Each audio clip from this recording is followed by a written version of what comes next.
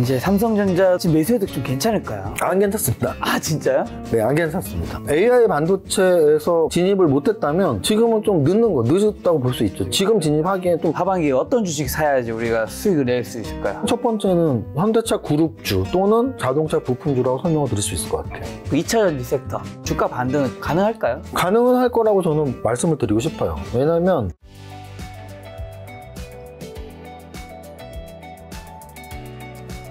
자, 세무사님, 올해 상반기 주식시장에서 기억에 남았던 현상이랑 올해가 지금 오늘이 상반기 거래의 마지막 날이죠. 맞습니다. 작년을 마감도 했기 때문에 그로부터 얻으신 교훈이 있다면 어떤 게 있을까요? 말씀하신 대로 달력으로는 6월의 마지막 날이 아니지만 오늘 금요일이 6월 28일 거래일수로는 6월의 마지막 거래일이고요. 또 이제 주식하는 사람들은 시간에 대한 숫자에 대한 관념이 좀 명확해야 되는데 6월의 마지막 날이 금요일이기도 하고요. 또 6월은 2분기의 마지막 달 또는 상반기의 마지막 달입니다. 그래서 오늘은 2분기보다 훨씬 큰 상반기의 마지막 날이고요. 상반기 점검? 네. 그 1년 중에 이제 절반이 지나간 거죠. 사실 절반 지나갔을 때 기술적 분석을 하시는 분들이야 오늘 다 월봉이나 연봉을 다 찾아봤을 텐데요.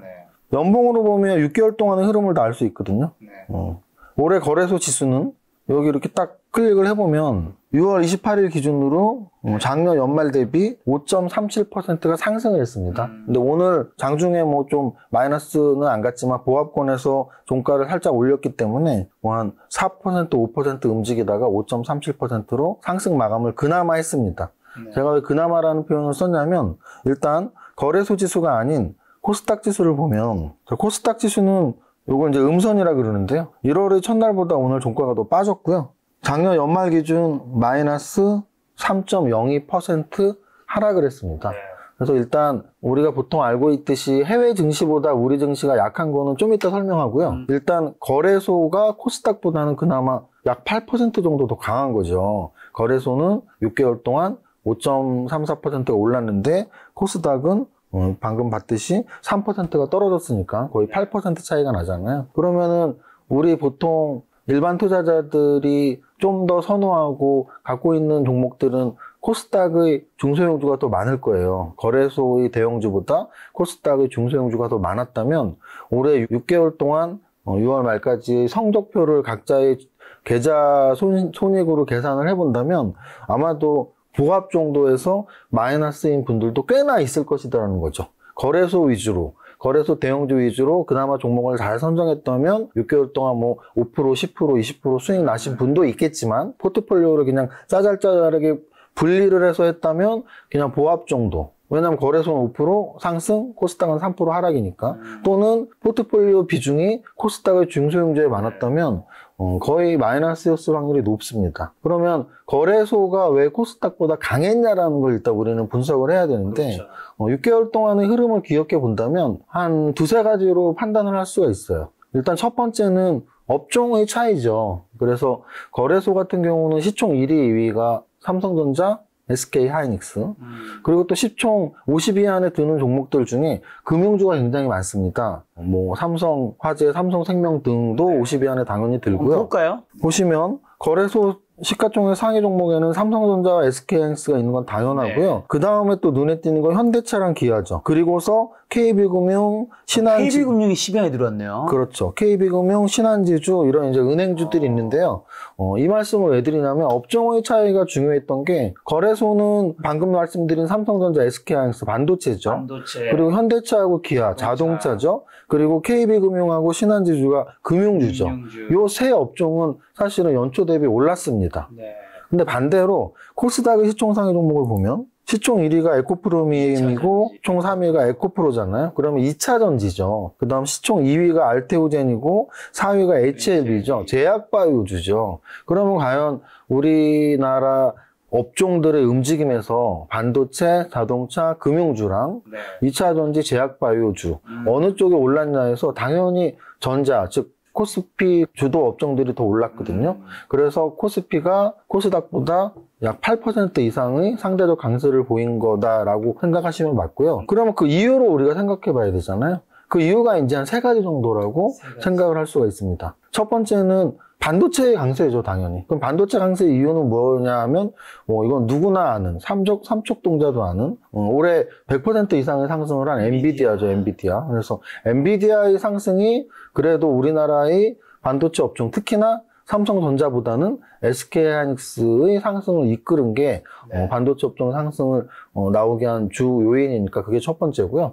두 번째는 아까 말씀드렸지만 금융주의 강세가 좀 돋보였는데 금융주의 강세가 나왔던 가장 큰 이유는 사실은 밸류업 프로그램에 대한 이야기가 꽤 나왔잖아요. 그래서 밸류업 프로그램이 올해 상반기에 그래도 그게 뭐 얼마나 실효성이 있겠어 없겠어는 둘째의 문제고 밸류업 프로그램 이야기만으로써 금융주들은 상반기에 할 만큼은 했다. 이렇게 말씀드릴 수 있습니다. 그리고 마지막으로 이제 자동차 업종인데요.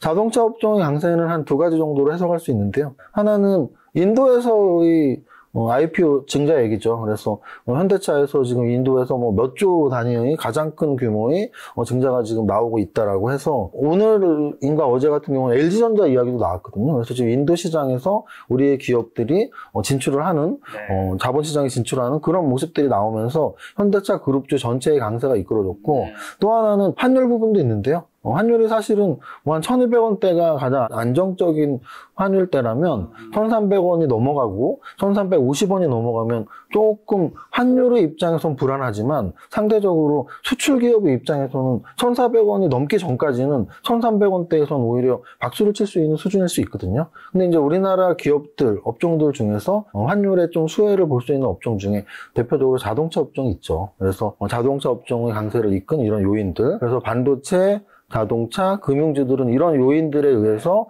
상대적 강세가 나온 거고 반대로 그러면 아까 말씀드렸던 코스닥의 약세 업종인 2차전지와 제약바이오주는 어떤 약점이 있었냐라고 했을 때 제 생각에는 일단 2차전지는 여러 가지의 약재가 혼용이 되었죠. 가장 근본적으로는 작년 여름까지 사실 오버슈팅이 너무 많이 나와서 사실 많이 오르면 또 떨어질 때 많이 떨어질 수밖에 없는 주가의 간단한 원리로서 작년 여름까지 굉장히 많은 상승률이 나왔기 때문에 그 반대급부로 지금 하락률이 꽤 높은 상태 이렇게 주가적 해석을 할 수 있고요. 그러면 실질적으로는 어떤 악재가 있었냐 해서 일단 2차전지에 대한 악재는 결국은 전기차에 대한 악재고 전기차가 많이 안 팔린데 불편한 점이 되게 많대. 나도 안 바꿀래. 근데 심지어 보조금도 늘어나기는커녕 줄어들고 있는 그리고 강제성에 의해서 이제 전기차로 다 옮겨져야 돼라는 분위기도 각국의 규제 정책들이 조금 완화되는 모습들이 보여지고 있어요. 그렇게 급하게 할 게 아니야 이런 분위기죠. 그러면 강제성에 의해서 급하게 할 게 아니면 우리가 자율적으로 전기차를 바꿔줘야 되는데 그게 또 이렇게 술자리에서 들어보거나 여러 가지 근거들을 보면서 이거 전기차 편한 거 하나도 없다는데 이런 분위기들이죠. 그래서 어쨌든 전기차 판매량이 생각보다 늘기는커녕 줄고 있다라는 거.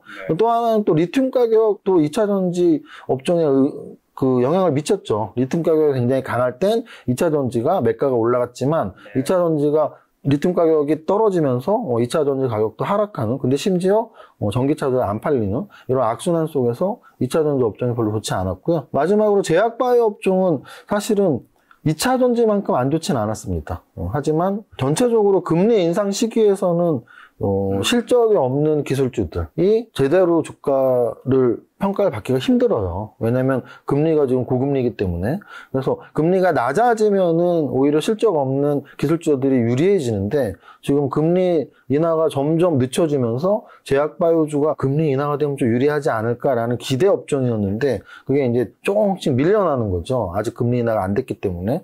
이런 정도로 업종별 강세와 약세를 구분할 수 있고 어쨌든 결론은 거래소의 업종들, 주도 업종들, 반도체, 자동차, 금융주가 코스닥의 주요 업종인 2차전지 제약바이오보다 훨씬 강했다는 게 핵심입니다. 반도체와 자동차 금융주가 2차전지 제약바이오보다 강했다. 하나씩 그럼 여쭤보면 엔비디아 차트 좀 띄워주실 수 있을까요? 제가 말씀하신 엔비디아 주가가 10대 액면 분할로 시총 1위에 오른 뒤 조정 겪으면서 지금은 124달러 정도인데 10대 액면 분할이 주가 상승에 긍정적이란 진단도 있지만 AI업계 치열한 경쟁에 엔비디아 수익이 역풍이 된다는 의견도 있잖아요. 다양한 의견이 팽팽한데 나중에 주가로 그게 증명되겠지만 어떻게 보시나요? 앞으로 엔비디아의 운명. 제가 김작가 TV에 나오면서 여러분들한테 꼭 말씀드리고 싶은 건 나오는 사람이 어떤 성향의 투자자인지를 아시고 보는 게 되게 좋습니다. 성장주 투자를 하신 분이죠. 네, 그래서 주식 투자의 분석 기법은 여러 가지가 있고요. 또 좋아하는 스타일들이 있는데 저는 성장주를 좋아하면서 동시에 좀 차티스트 쪽으로는 추세 매매자인 거죠. 그래서 추세 매매와 역추세 매매에서 저는 추세 매매자입니다. 추세 매매자들은 일단 가장 좋아하는 차트가 정배열 차트예요. 그래서 정배열일 때는 그 추세에 올라타고 그 추세가 끝났다는 확인이 들 때, 아, 이제 이 종목은 끝났구나라는 판단을 하는데, 엔비디아는 사실은 지금 이 위치에서는 끝났다라는 판단은 거의 들 수 없는. 아, 아직은. 왜요? 방금 전에 말씀드렸듯이 이평선의 위치상 굉장히 탄탄한 위치예요. 지금 뭐 조정받았다고 해도 140에서 120까지 한 10%에서 12% 정도밖에 조정 안 받은 거거든요. 사실 올라가는 종목이 우리나라 돈으로 10,000원짜리가 10만 원을 갈 때 사실은 고점 대비 한 25%까지의 조정도 이겨내서 정고점을 뚫거든요. 근데 지금 이 정도의 조정은 사실 아직 깊은 조정이 아니기 때문에 이거 고점 대비 많이 떨어졌을 때가 이제 추세가 전환되나? 라고 의심을 해야 되는데 아직 그 정도 단계는 아닌 이평선의 위치만 봐도 완전 정배를 계속 지키고 있거든요. 21선, 61선, 121선, 201선이 완전 정배를 지키고 있기 때문에 추세적인 관점에서는 엔비디아가 끝났다라고 말하는 건 아무 의미가 없고요. 다만 이런 이야기가 나오는 이유는 바닥 대비 상승률을 갖고밖에 나오는 게 아니에요. 그러니까 너무 많이 오른 거 아니냐 이거죠. 네. 근데 이제 너무 많이 올랐냐의 기준은 사실은 아무도 모르니까. 왜냐면은 이 너무 많이 오른 게 실적을 반영하는 속도로 올랐는지 그거보다 훨씬 많이 올랐는지에서 보는 관점에 따라서 야 실적 반영한 거 아니야? 지금 너도 나도 AI를 하고 있고 그래서 데이터 센터를 만들고 있고 거기에 모두 엔비디아 칩만 들어가고 있잖아.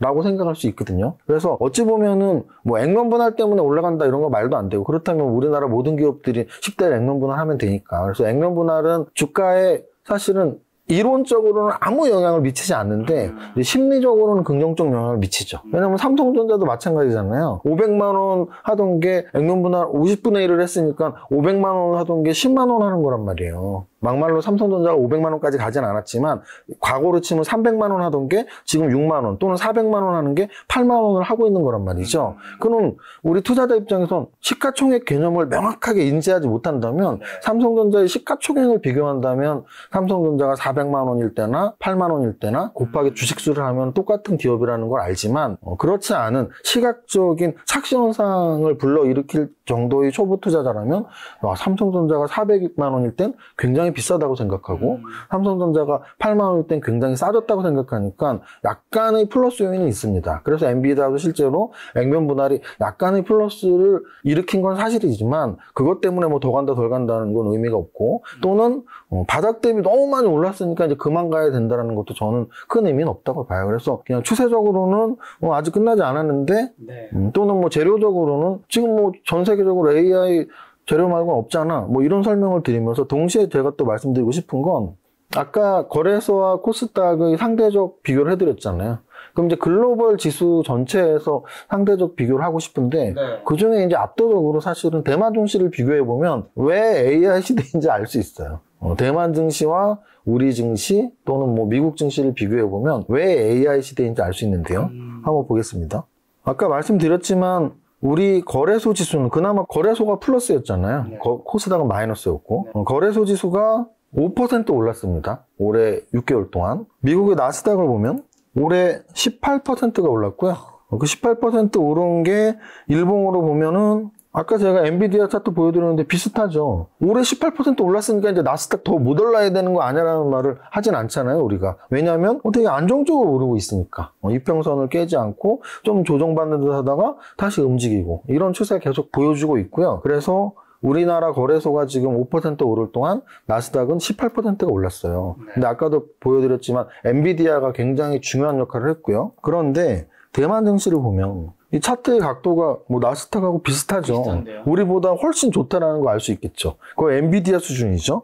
그리고 상승률을 이렇게 바꿔보면 올해 6개월 동안 28.45%가 올랐습니다. 그렇게 보면 사실은 대만 증시에 투자하는 대만인들은 굉장히 행복한 6개월을 보낸 거죠. 우리나라처럼 야 한국 증시 너무 안 좋으니까 미국 증시로 가자라고 할 필요도 없는 상태였던 거죠. 그러면 그 이유는 뭘까 생각해보면 이유는 하나밖에 없습니다. TSMC 때문이에요. 그러면은 아까 제가 말씀드렸던 모든 퍼즐들이 맞춰지는 거죠. 거래소가 코스닥보다 강했던 이유는 뭐 자동차나 밸류업도 있지만 SK 하이닉스라는 반도체의 주요 종목이 엔비디아를 따라가는 모습을 보인 거고. 하지만 시가총액 SK 하이닉스가 그렇게 크지 않았잖아요. 만약에 삼성전자가 엔비디아에 납품을 하고 HBM 자재를 만들고 있었다면, 그렇다면 우리나라 거래소 지수도 제가 장담하는데 10% 이상 상승했을 확률이 높습니다. 근데 이제 삼성전자는 거기에 못 꼈기 때문에, 그 상승 행진에 못 꼈기 때문에 거래소 지수는 5% 상승에 만족을 한 거고, 코스닥에는 반도체 대형주들이 없었기 때문에 코스닥은 제약바이오랑 2차전지가 마이너스가 되니까 지수 자체가 마이너스가 됐고, 대만 지수는 TSMC라는 아주 강력한 시가총액 1위 기업이 있기 때문에 나스닥 상승률보다도 훨씬 큰 상승률이 나온 거죠. 그래서 올해 상반기는 한마디로 말하면 AI 반도체가 다 했다, 이렇게 설명할 수 있습니다. 자, 근데 어떤 분들은 2000년대 초 닷컴 버블과 비교하면서 엔비디아 주가가 거품이란 분석하시면서 닷컴 버블이 한창이던 지난 2000년 3월 인터넷 네트워크 장비업체 시스코가 마이크로소프트 시총 1위 기업에 올랐지 이후 주가가 폭락했다면서 엔비디아가 그렇게 될 확률이 있다. 사실 AI는 엔비디아 빼고는 좀 돈을 버는 기업이 그렇게 많지 않다. 이거는 약간 신기루다. 이렇게 얘기하신 분도 있는데 어떻게 보세요? 제가 이제 이 김작가 채널에 나오면서 이 질문은 되게 정기적으로 받는 것 같아요. 어떤 주도 업종의 주도 상승 종목이 나오면 꼭 이런 질문이 나오더라고요. 그렇겠죠. 부정적 얘기는 있겠죠. 그렇죠. 근데 이제 그렇다고 한다면 좀 더 객관적이고 팩트적으로 설명을 드리면, 예를 들어 이런 거죠.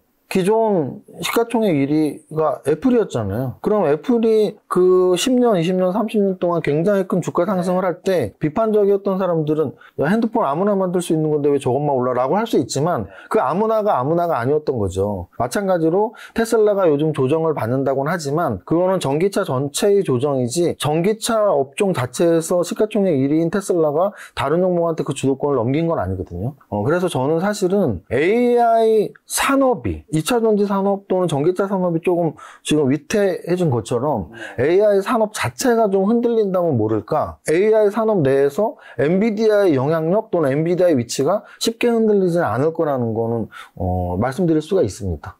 왜냐면은 아까 말씀하신 것처럼 그 인터넷 버블 당시에 시스코라는 회사가 시가총액이 급등했다가 밀렸던 건 네트워크 장비 업종에 대한 안 좋은 평가들이었거든요. 그리고 실제로 그건 뭐 제가 만들면 얘도 만들 수 있지 않아잖아요. 근데 그럼 역으로 이렇게 생각하시면 돼요. 인터넷 버블에서 지금 살아남아서 시가총액 1위, 2위, 3위 기업을 다투는 기업이 있죠. 바로 구글이 있죠. 그러면은 인터넷 거품이 꺼지면서 붕괴됐다면 구글이라는 회사는 시가총액 50위, 100위로 내려갔어야죠. 제가 판단하기에는 두 가지로 구분했을 때 AI 산업 자체가 인터넷 버블하고는 어떤 차이점이 있냐 해서 인터넷 혁명 같은 거라고 저는 봐요. 뭐 그거보다 더 대단하다는 말은 아직은 못하지만, 왜냐면 우리 일상생활에 아직 오진 않았기 때문에. 근데 역으로 이렇게 챗GPT 말고는. 근데 이렇게 생각할 수 있어요. 인터넷 시대 때에도 사실은 그 당시에는 뭐 야후를 막 쓰거나 아직 네이버나 다음에 막 많은 사람들이 쓰지 않았지만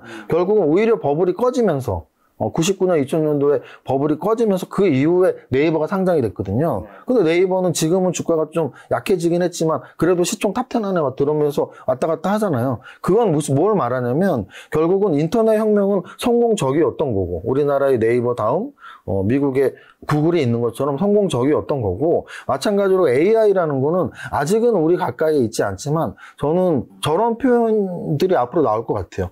PC 할 때 퍼스널 컴퓨터잖아요. 그 퍼스널이 붙는 이유가 원래는 이 컴퓨터가 개인 컴퓨터용이 아니었단 말이에요. 개인용 컴퓨터가 아니고 원래 컴퓨터가 산업용 컴퓨터가 있었기 때문에 우리가 PC라는 말을 쓸 수 있는 거예요. 마찬가지로 지금 AI는 수천억 또는 수조짜리 AI가 기업들이 있습니다. 근데 아직 우리는 개인들은 그 AI 효과를 아예 모르고 있는 거죠. 그런데 앞으로 5년, 10년 내에는 개인용 AI 비서들이 다 나온다고 해요. 그럼 만약에 그게 1000만 원이다? 우리가 자동차를 뭐 5천만 원, 1억 주고 사잖아요. 마이카라는 말이 괜히 나온 게 아니죠. 마이카라는 말이 왜 나왔냐면 예전에는 각자의 차가 없었기 때문이에요. 근데 이제 자가용이라는 말이 왜 있어요?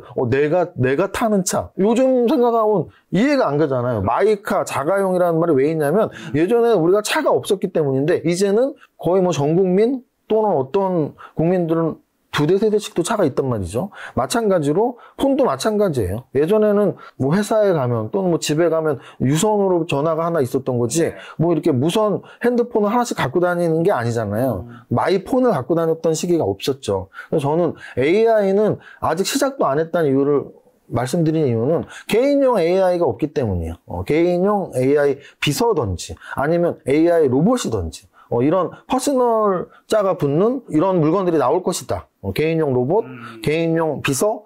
그러면 그 시대에는 사실은 AI가 지금 거품이냐 아니냐를 논할 필요도 없는 거고 그 수혜주, 수혜산업주는 훨씬 확산이 될 수 있겠죠. 왜냐하면 지금은 데이터 센터 정도, 데이터 센터에 들어가는 전력기기 회사들 또는 거기에 들어가는 반도체 칩 만드는 회사들 정도가 직접적인 수혜주지만 앞으로는 그 쓰임이 개인으로 넘어간다면 훨씬 많은 분야에 확산될 것이라는 말씀을 드릴 수 있습니다. 네. 자, 근데 이달 들어서 개인 투자자분들이 엔비디아, 그 다음에 뭐 브로드컴, TSMC를 굉장히 많이 샀다고요. 이 순서대로. 그래서 제2 엔비디아로 꼽히는 TSMC 뭐 사고 있다는 이야기도 있는데, 엔비디아 사는 게 부담스러운 사람들이 TSMC 사는 건 어떻게 보세요? 일단은 주식 투자의 기본이죠. 왜냐하면 주식 투자의 기본은 제가 자주 이런 말씀을 드리는데 한 종목만 오르는 경우는 없습니다.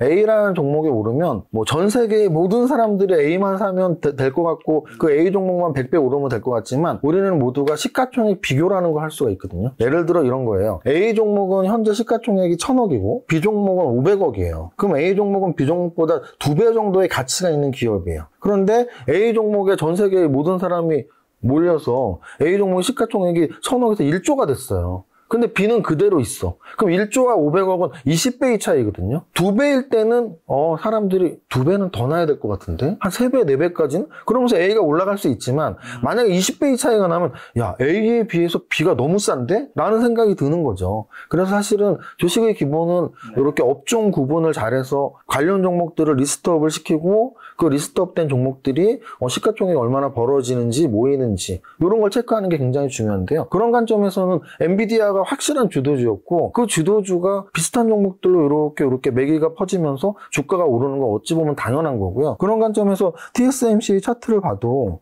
뭐 지금 아까부터 보여드렸던 차트들 나스닥 차트 또는 대만 증시 차트 또는 엔비디아 차트랑 흡사하죠. 제가 말씀드렸던 완전 정배열 신고가 차트예요. 완전 정배열 신고가 차트고요. 뭐 올해의 상승률을 보면은 66%의 상승률입니다. 많이 올랐네요. 그래서 결국은 대만 증시가 28% 오른 게 TSMC가 66% 정도 오른 거에 영향을 굉장히 받은 거죠. 여기에서 그럼 우리나라는 엔비디아 관련 가장 가까운 종목이 어찌 보면 1순위는 SK하이닉스가 있고 그 바로 아랫단에 있는 반도체 관련주로 한미 반도체가 있거든요. 그 두 종목의 상승률을 한번 비교해 보겠습니다. 자, SK하이닉스인데요. SK하이닉스의 올해 상승률은 67%예요.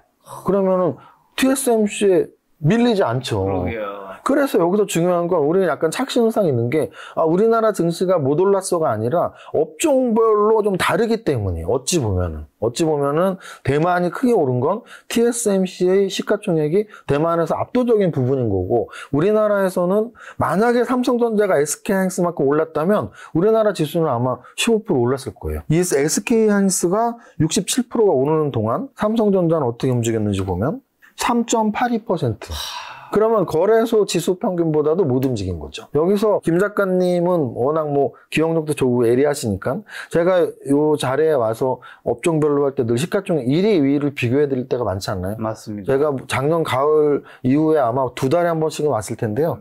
모든 영상을 다 찾아봐도 똑같은 말씀을 드릴 겁니다. 삼성전자보다는 SK하이닉스가 훨씬 차트가 좋다는 말씀을 굉장히 많이 드렸거든요. 그거는 저는 추세 매매자이기 때문이에요. 추세 매매자이기 때문에 삼성전자의 차트는 사실은 추세적으로 좀 답답한 차트거든요. 근데 반대로 SK하이닉스는 SK하이닉스, TSMC, 엔비디아 이런 종목들은 추세 매매자들이 가장 좋아하는 역사적 신고가를 뚫고 조정 좀 받다가 지수 이평선 조정받고 다시 한번 움직이고 이런 모습을 계속 보여주고 있어요. 자, 여기서 삼성전자는 3% 올랐고 SK하이닉스는 67% 올랐잖아요. 마지막으로 한미반도체 보겠습니다. 한미반도체는 올해 들어서 179%가 올랐어요.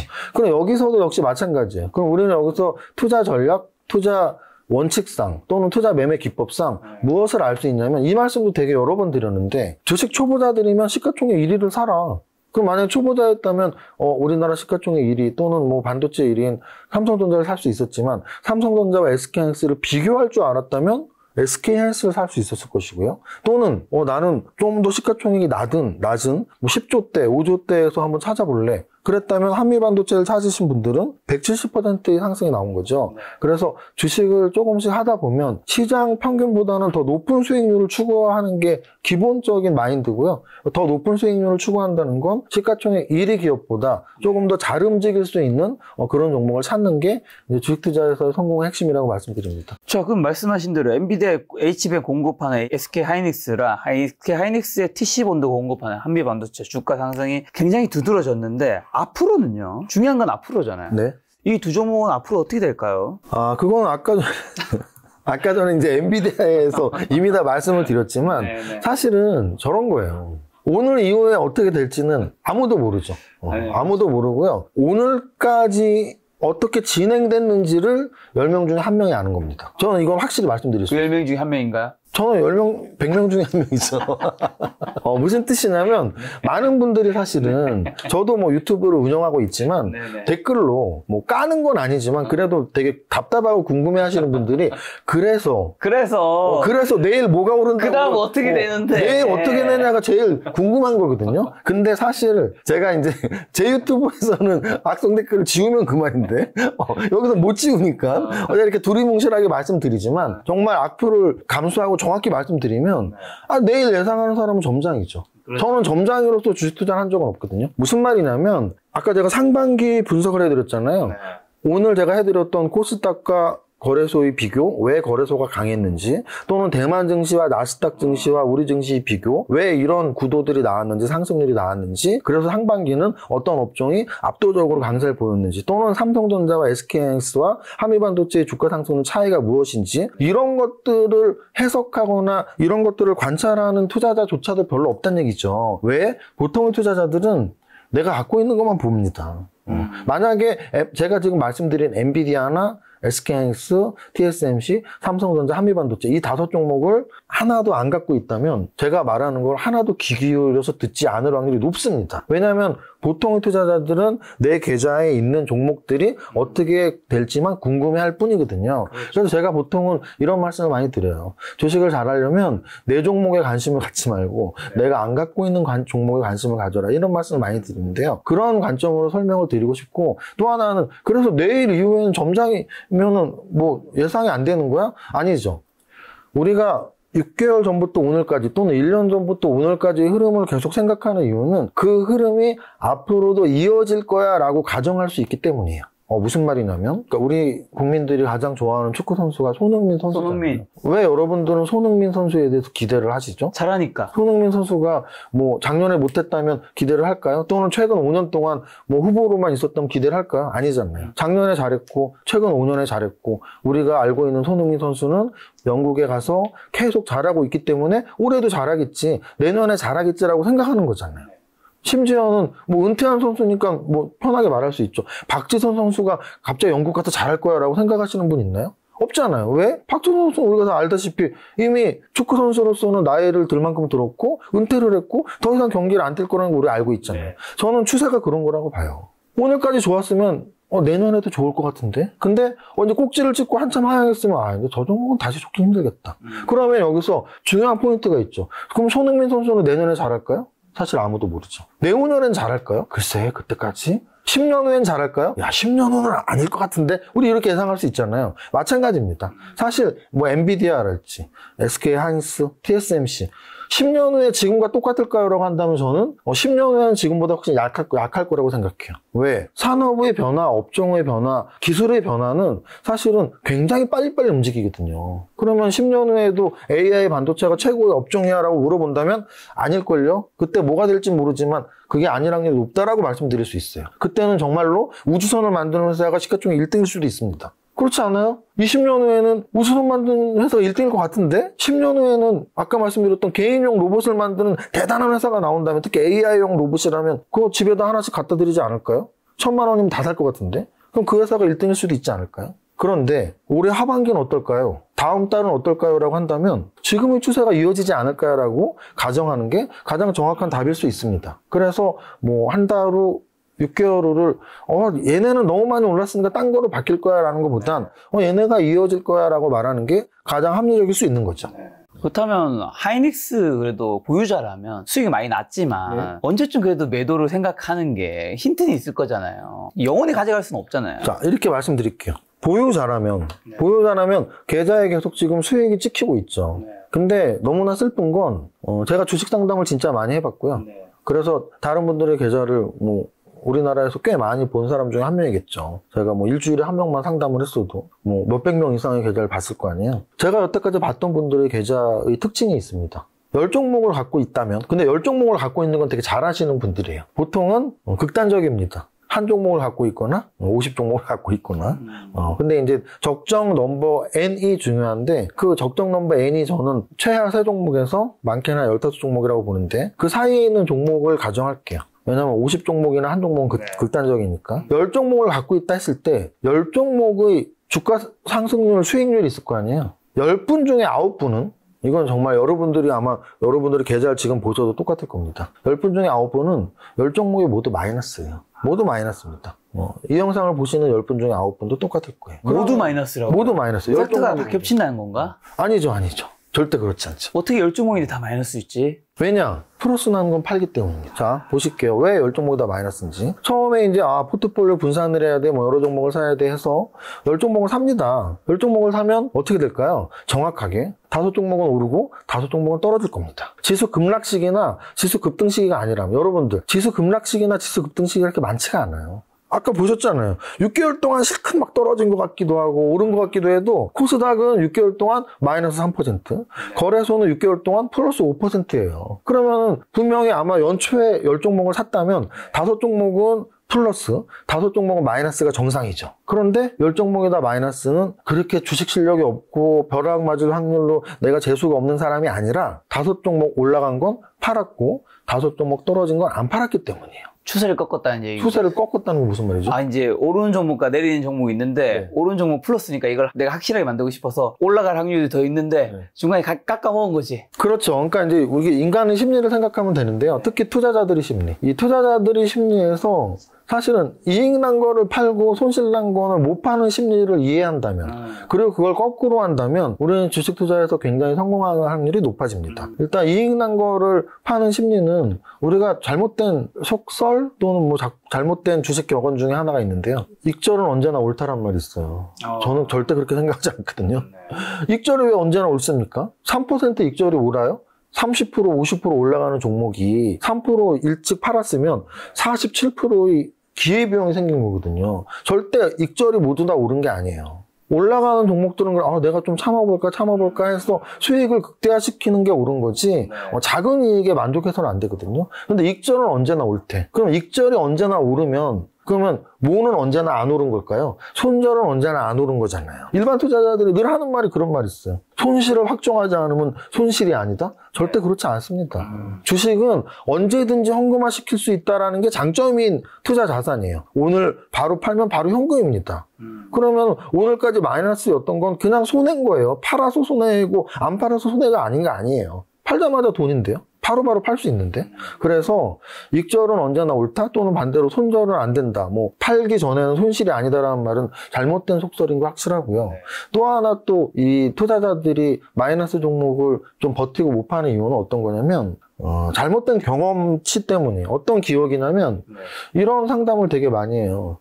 나는 내가 종목을 팔면 올라가. 그리고 내가 사면 떨어져. 그런 얘기 진짜 많이 하죠. 정말 많이 합니다. 그러면 저는 그분들한테 이렇게 대답합니다. 정말 데이터를 뽑아봤냐? 저는 팩트체크를 되게 중요하게 생각하는 사람이거든요.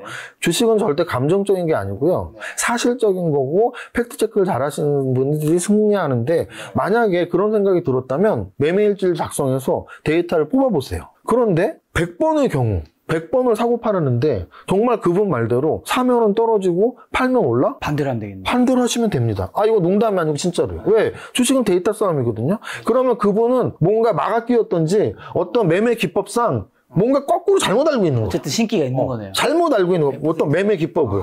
올라가야 될 때를 떨어질 때라고 착각하고 떨어져야 될 때를 올라갈 때로 착각하고 있습니다. 그럼 그건 어떻게 하면 되냐면 그게 정말 100% 사실이라면 내가 내 기법상 팔아야 된다고 생각할 때 사면 되고 사야 된다고 생각할 때 안 사면 돼요. 그러면 많은 분들이 데이터 안 만들어 봤는데요.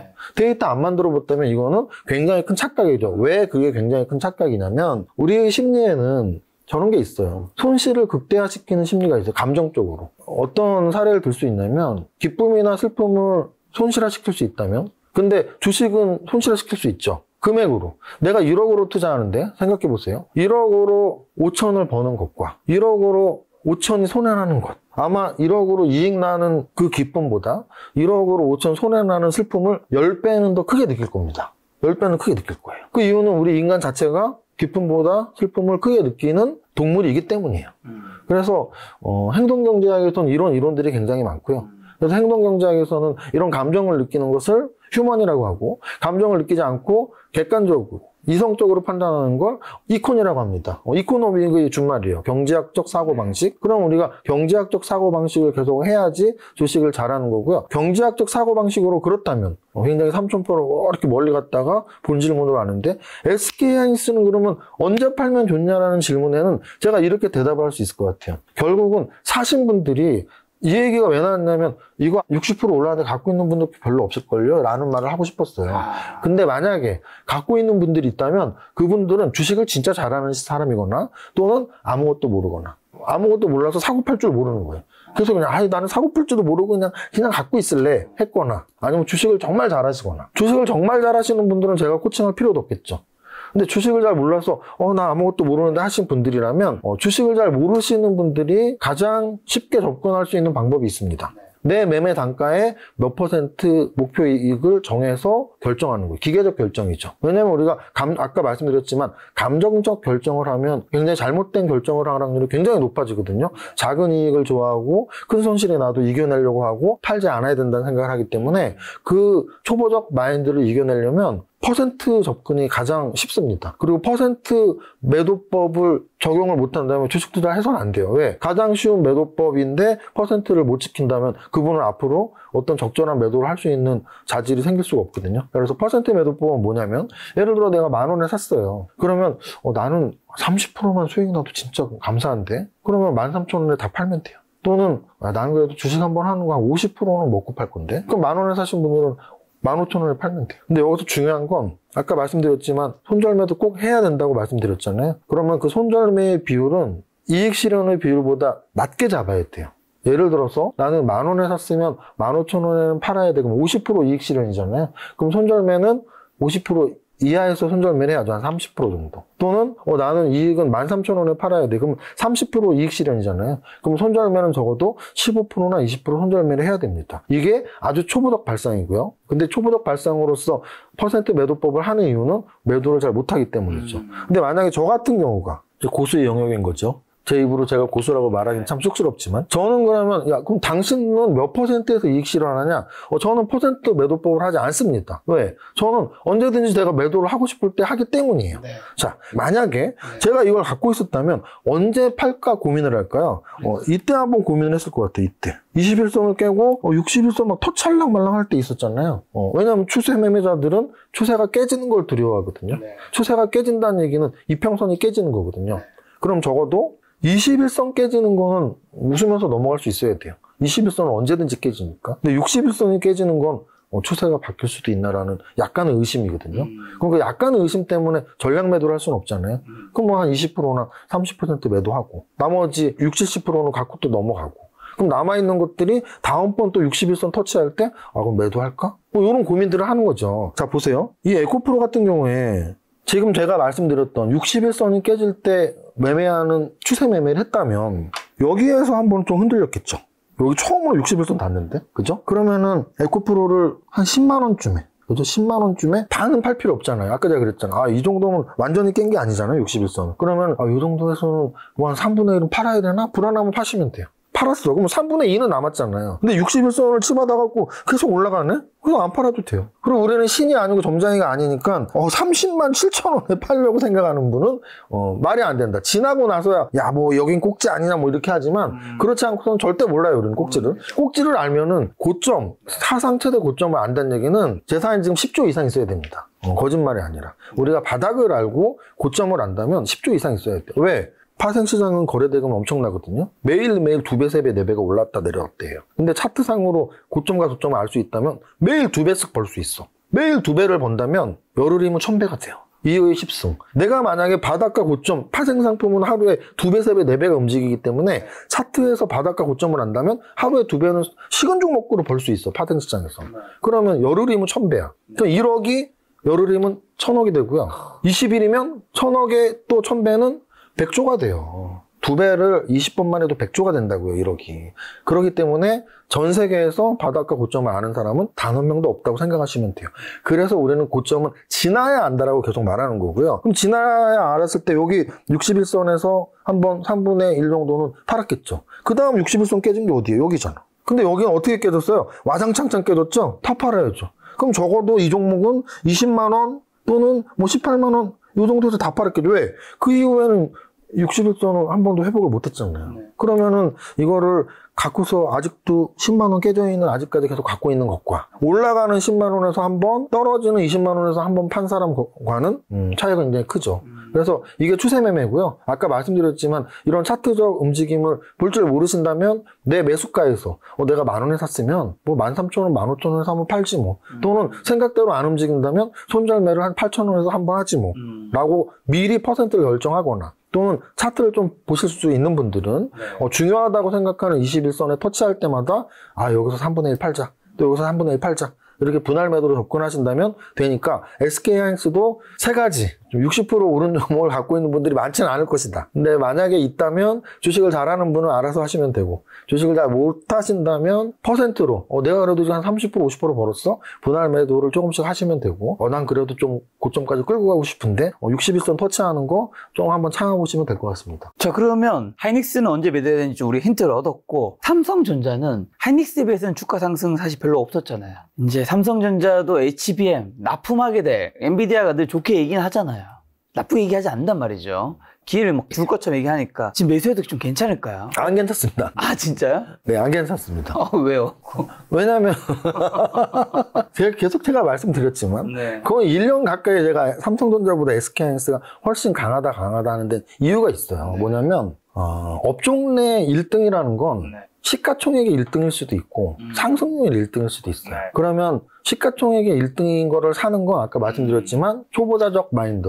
나 잘 모르니까 반도체에선 삼성전자 살 거야. 근데 이제 조금만 공부하다 보면 삼성전자보다 SK하이닉스보다 한미반도체가 훨씬 좋은 추세인데라는 걸 알게 되는 거죠. 그래서 반도체 업종이 지금 상승 시기에 특히 1등주가 엔비디아고 우리나라에서는 SK하이닉스 또는 한미반도체처럼 HBM에 엔비디아의 HBM에 직결되는 그 종목들이 우선시에서 갔단 말이에요. 그런데 지금 우리가 계속 걱정하는 게 뭐예요? 엔비디아가 언제 꺾일지 걱정하는 거잖아요. 그렇죠. 근데 엔비디아가 만약에 꺾였다? 그러면 그동안 많이 올랐던 엔비디아랑 SK하이닉스, 한미반도체는 떨어지는데 그동안 못 올랐던 삼성전자는 올라야지가 아니라는 거죠. 왜냐하면 업종별 순환이 기다리고 있기 때문에. 우리는 업종 내 순환과 업종별 순환을 구분해야 되는데요. 업종별 순환은 이런 거예요. 반도체 업종이 잘 갔는데 못 가게 됐을 때 다음 업종은 뭐지? 자동차? 요즘 좀 자동차가 꿈틀대네? 그 다음 자동차가 간 다음에 또 뭐가 돼? 그럼 그동안 하나도 못 오르고 오히려 떨어진 2차 전지랑 제약바이오가 반등 주지 않을까? 이게 업종별 순환이에요. 업종 내에서의 순환은 그 업종이 잘 갈 때 A가 좀 꺾이면 B가 가고 B가 꺾이면 C가 가고 이런 게 업종 내의 순환인데 삼성전자는 사실은 업종 내 순환에서도 멀어졌었던 거죠. 그동안 엔비디아가 100% 넘는 급등, TSMC가 대만 지수를 끌어올릴 정도의 급등, 한미반도체와 SK하이닉스가 급등 나올 때 삼성전자 올해 1년 동안 거래소 평균 지수보다도 못 오른 3%가 오른 거죠. 그러니까 업종별 순환조차도 잘 못 받았어, 버프를. 그러면은 앞으로 길은 둘 중에 하나잖아요. 반도체가 계속 더 잘 가면 업종별 순환이 좀 나오겠지만 다른 종목보다 크게 오를 확률은 적고 만약에 반도체 업종이 끝나서 다른 업종으로 이전이 된다면 삼성전자는 더욱더 찬밥이 될 확률이 높기 때문에 지금 삼성전자를 우리가 쳐다보는 이유는 딱 하나예요. 많은 국민이 투자자들이 관심 있어 하기 때문에 이게 어떻게 될까가 궁금한 거지 내 계좌에는 있어서는 안 되는 종목이라고 저는 단언합니다. 왜? 아니 지수보다도 못 오르는 종목을 굳이 우리가 왜 사랑을 해야 되죠? 하지만 엔비디아에서 삼성전자 납품 허락해주는 순간은 이제 그때까지 못 올랐던 막혀있던 것들이 뻥 뚫리고 이제 갈 수 있는 거 아닌가요? 근데 사실은 그 재료 자체는 이미 뭐 계속 조금씩 흘러나오고 있잖아요. 아까 제가 말씀드렸던 자 테크인이라는 종목도 HBM 산업에 진출한다는 재료로 좀 주가 이렇게 올랐거든요. 그럼 얘 같은 경우에는 올해 들어서 450%니까 아마 올해 상승률 뭐 탑5 안에 무조건 들겠죠. 그러면 가능성에 의해서 상승하는 경우는 이런 경우를 말하거든요. 진짜 진심한데? 대단한데? 만약에 삼성전자가 잭슨왕의 그 멘트들, 그래서 그 멘트들에 의해서 엔비디아와의 거래 가능성이 진짜 높고 그런 것들이 기정사실화가 되기 전에 한번 움직인다면 이미 움직였어야 돼요. 이미 움직였어야 되고요. 그렇지 않았다면은 정말 그게 100% 사실이 됐을 때 움직일 수는 있지만 미리미리 움직일 위치는 아니라고 저는 생각을 합니다. 이미 벌써 질문이 나왔던 얘기는 우리는 그런 기대치를 갖고 있는 거잖아요. 그렇지, 갖고 있죠. 근데 그 기대치가 갖고 있을 때 올라야 되거든요. 근데 못 오르고 있잖아요. 그러면 그게 언제 오르겠어요? 실제 재료가 나오지 않는 이상 설마 그런 위치 확률이 굉장히 높은 거죠. 이미 다 알고 있는데. 자, 그렇다면 AI 반도체 이런 거에 투자한다면 우리는 지금 어떤 종목에 좀 관심 가져야 될까요? 여전히 엔비디아, 하이닉스, 한미반도체, 뭐 테크인가요? 저는 그렇게 생각을 해요. AI 반도체에서 뭐 SK하이닉스나 한미반도체 또 이런 중소형주들의 진입을 못했다면 지금은 좀 늦었다고 볼 수 있죠. 지금 진입하기에 좀 왜냐하면 우리는 좀 그런 트라우마 악몽이 있잖아요. 2차 전지 뒷배를 탔을 때 어떻게 되는지를 이미 다 봤단 말이죠. 그렇죠. 그러면 굳이 AI 반도체의 급등주에는 들어갈 수가 없고 그럼 질문하신 것처럼 그 급등주들을 못 탔으니까 안 오른 종목을 살 거냐 해서 저는 차라리 다른 업종을 보는 것도 나쁘지 않다라고 말씀을 드리고 싶어요. 그리고 또 하나는 결국은 분산 투자의 핵심 원리를 생각한다면 한 10분의 1 정도는 이미 올랐던 뭐 SK하이닉스, 한미반도체 또는 아직 안 오를 수도 있지만 그래도 반도체를 하나 낀다면 뭐 삼성전자가 됐던 10분의 1 정도는 사도 되지만 AI 반도체에 나는 승부를 걸 건데 라는 생각은 좀 버리실 필요는 있습니다. 이제 상반기가 끝난 거잖아요. 하반기에 유망 섹터가 뭐가 될까요? 좀 하반기에 어떤 주식 사야지 우리가 수익을 낼 수 있을까요? 늘 세무사님이 월에 한 번씩 강연하시면서 8개 섹터나 뭐 몇 개 섹터에 좀 좋을 것 같다 이렇게 얘기해 주신 걸로 알고 있는데. 맞습니다. 저는 이제 성장주에 투자라는 책도 썼기 때문에 이제 성장 산업들 또 주가가 이렇게 좀 상승탄 또 추세 매매자니까 아까 말씀드렸지만 패널들이 무엇을 좋아하는 패널인지 알고 보셔야 돼요.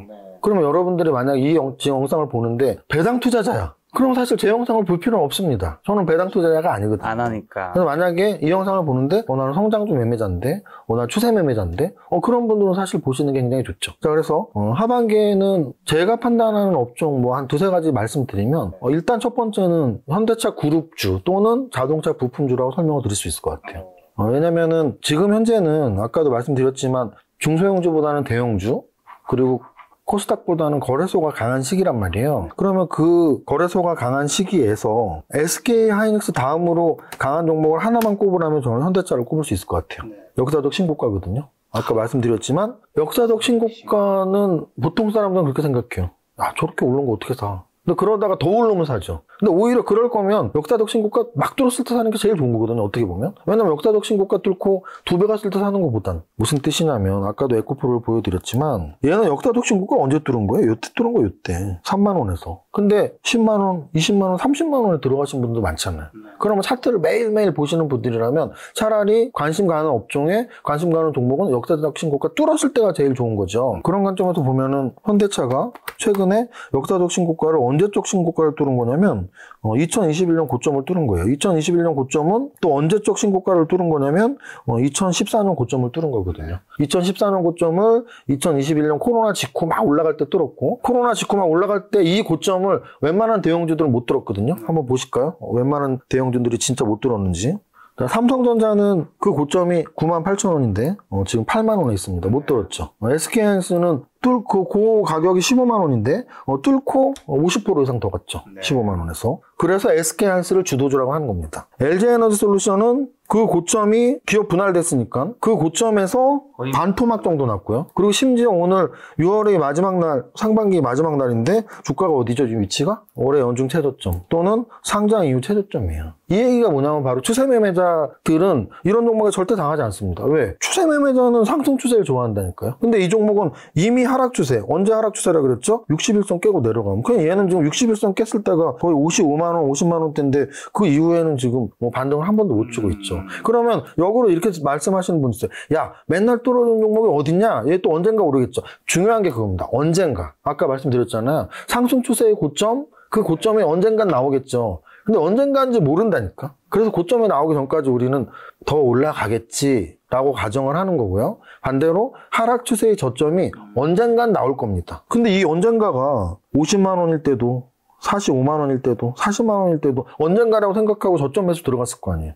근데 지금 32만 원까지 연중 최저점 또 떨어졌는데, 그럼 오늘의 연중 최저점이라고 말할 수 있는 사람이 과연 누가 있을까요? 말할 수는 있어요. 근데 그게 맞을 확률은 고장난 시계가 한 번 맞을 확률하고 똑같습니다. 그러면 우리는 주식을 확률적으로 접근해야 되는데, 오늘이 저점이라고 말하면 365일 중에 하루 또는 2년 동안 하루일 수 있죠. 왜냐하면 큰 사이클로는 1, 2년에 한 번 바닥을 찍으니까. 큰 사이클로는 2, 3년에 한 번 바닥을 찍기 때문에 2년 내내 오늘이 바닥일 거야. 오늘이 바닥일 거야 하면 한 번은 걸리겠지만 그 한 번을 위해서 매번 저점 매수를 할 수는 없잖아요. 그래서 추세 매매자로서 말씀을 드리는 거고, 그러면은 SK하이닉스가 지금 코로나 이후 고점을 가장 먼저 뚫고 지금 거기서도 50% 더 갔잖아요. 현대차는 이제 막 뚫었잖아요, 고점을. 이제 막 뚫었어요. 그럼 또 이 뚫은 게 대단한 거냐? 대단한 겁니다. 삼성바이오로직스 그 고점을 못 뚫었죠. 기아 뚫었어요, 기아는.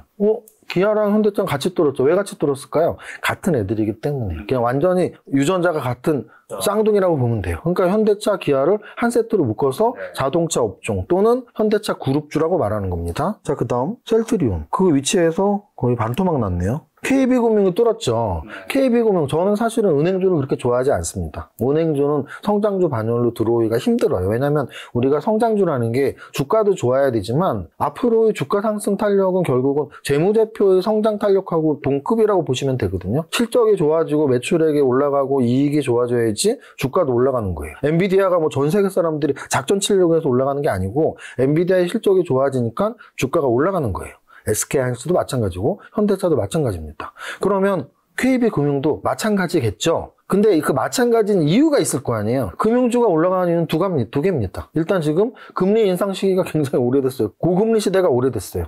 고금리 시대에는 금융주가 이익이 굉장히 좋습니다. 두 번째는 아까 말씀드렸던 서두의 밸류 프로그램 관련주. 이 두 가지가 맞닥뜨리면서 금융주도 주가가 올라갔는데, 근데 이 두 가지는 사실은 둘 다 호재의 소멸은 악재잖아요. 호재의 소멸 시기가 남아있죠. 어떻게 남아있어요? 금리 인상 시기에 금융주가 좋았는데 금리 인하 시기가 가까워지고 있잖아요. 두 번째는 밸류 프로그램에 대한 기대감이 컸지만 뭐 별거 되겠어? 이 두 가지. 그러면 더 이상 크게 오를 확률은 희박하죠. 자, 그 다음 포스코홀딩스.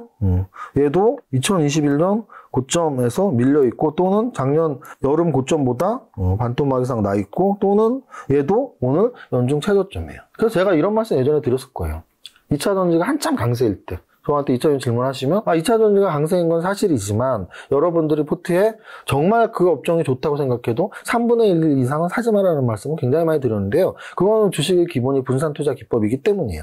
그래서 왜 분산투자 기법이 중요하냐면 지금 현대차랑 기아는 쌍둥이이기 때문에 같이 움직이는 거예요. 그런데 LG에너지솔루션하고 포스코홀딩스는 사실은 기업도 다르고 아무것도 관련점이 없어요. 근데 다만 2차전지 관련주이었기 때문에 작년 여름에 고점을 찍었고 고점부터 지금 역배열로 흘렀고 오늘 6월 28일 상반기 마지막 거래일 날 둘 다 연중 최저점이 나온 거죠. 그러면은 2차전지 관련주만 내가 5개씩 갖고 있으면서 나는 분산 투자 잘했어 라는 건 사실은 주식 투자의 기본은 안 되어 있는 거죠. 왜? 똑같은 주가 움직임을 보이니까. 그래서 우리는 주가 움직임이 서로 다른 걸로 포트폴리오를 짜야 되기 때문에 반도체도 갖고 있고 2차전지도 갖고 있고 자동차도 갖고 있고 뭐 이런 식으로 구분을 해야 되는 거죠. 그래서 지금 여기까지만 봐도 현재 거래소에서 아까 제가 말씀드렸던 3대 업종들, 코스닥보다 8%를 더 오르게 했던 3대 업종들의 대장주들이 다 나왔거든요. SK하이닉스, 그리고 현대차, 그리고 KB금융 이렇게 나왔잖아요. 근데 이 중에서 반도체가 상반기에도 좋으니까 하반기에도 좋을 거야. 반도체. 저는 금융주에 대해서는 아까 이미 더 올라가기엔 뭐 이런 말씀을 드렸잖아요. 그러면은 남는 건 자동차겠죠. 그래서 자동차가 저는 좋다고 생각하고, 그래서 이제 현대차 그룹주로 볼지 아니면 자동차 부품주 쪽으로 볼지는 개인의 성향이나 대형주 위주로 매매하는지에 따라 달라지는데, 부품주에는 뭐 예시 종목으로 어떤 것들이 있죠? 최근에 SL 같은 경우도 굉장히 움직임이 좋았죠. 이게 이제 보세요. 아까 제가 2차전지 종목들 봤을 때 다 연중 최저점을 찍었잖아요. 근데 얘는 지금 최근 한두 달 동안 올랐죠.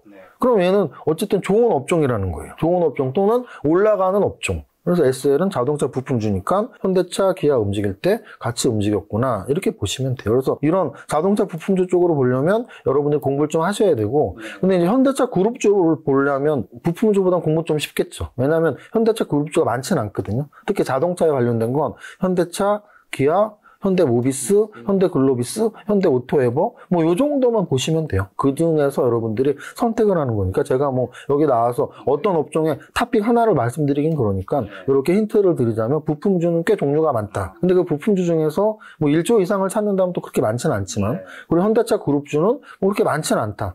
자동차랑 직결된 종목은 한 대여섯 개 정도다. 이렇게 설명을 드릴 수가 있습니다. 그러면 이제 좀 안 좋은 게 2차 전지 제약 바이오였는데 2차 전지주에 대한 증권사의 실적 전망치 최근 1년 사이 최대 8분의 1 수준을 쪼그라들었다고 하더라고요. 국내 증권사에 전망한 에코프로의 올해 영업 평균치가 1,100억 정도였는데 1년 전 8천억대와 비교한 8분의 1 토막인 거고, 포스코 퓨처엠은 영업이 컨센서스가 1,400억대인데 1년 전 5,700억에 비하면 4분의 1 수준. 1년이란 시간차가 있더라도 영업이익 전망치가 좀 최대 8분의 1, 4분의 1 정도 축소된 업종은 2차 전지 업종 말고 그렇게 흔하지 않은데, 왜 이런 일이 벌어졌고 2차 전지 섹터 앞으로 좀 뭐 지금도 좋지 않긴 하지만 주가 반등은 좀 가능할까요? 가능은 할 거라고 저는 말씀을 드리고 싶어요. 가능은 합니다. 왜냐면 저는 이제 성장 산업을 좋아하다 보니까 성장 산업의 흥망성쇠도 많이 받고, 이제 앞으로 계속 성장 산업이 되겠다, 또는 이거 좀 부침이 있겠는데, 뭐 이런 예상들을 하면서 매매를 하니까. 근데 이제 2차 전지 산업 같은 경우는 아까 말씀드렸지만 작년 여름에 오버슈팅이 좀 과했었죠.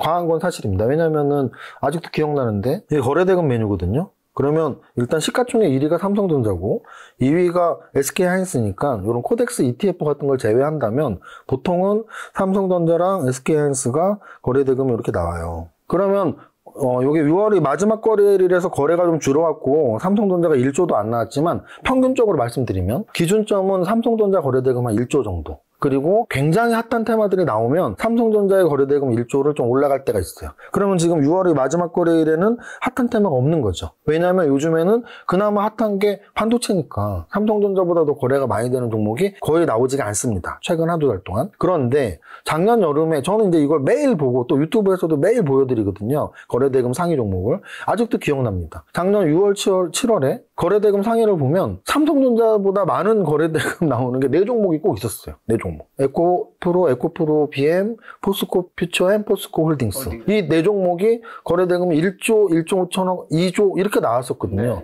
그러면 그 거래대금이 많이 나올 때는 그게 굉장히 활발하다는 얘기예요. 근데 굉장히 활발하다가 지금은 거래대금을 보면 걔네를 찾기가 쉽지 않습니다. 한 탑 30에도 없는 것 같아. 40위 정도에 있네요. 거래대금 이제 1,000억으로 줄어들었어요. 1,000억으로. 1조가 넘던 애들. 바로 밑에 홀딩스가 있네요. 포스코. 그러면 그 얘기는 뭐냐면 이제 시장에서 사실 관심이 별로 없다는 얘기거든요. 그 시장에서 관심이 없기 때문에 오히려 이제 뭐 떨어질 만큼 떨어졌다고 해석할 수도 있고, 다만 반등을 주고 힘이 생기려면 사실 시장에 관심을 받아야 되거든요.